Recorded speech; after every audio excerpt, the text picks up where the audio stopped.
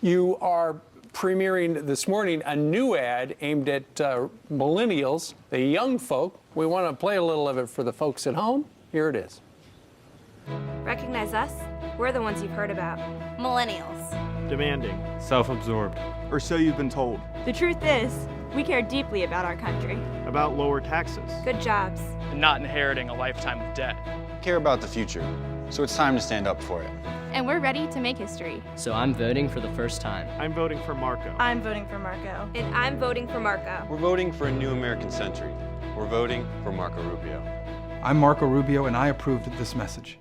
It was 8 years ago that Barack Obama's campaign was able to get a lot of the millennials at that point to sign up with him, the young people in their teens and 20s. How do you do that for yourself?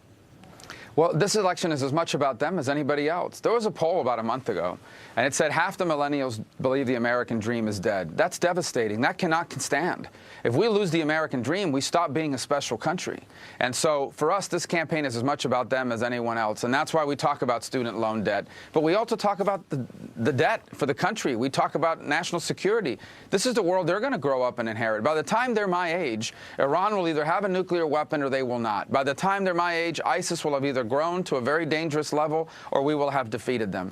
And so for us, this election is as much about them and my children as anybody else in this campaign, and we spend a lot of time talking about the issues that influence the future, because those young people you saw in that clip there and the ones we interact with across the country, they are the ones that are going to inherit the country we leave behind, and it better be one as good or better than the one that was left to us.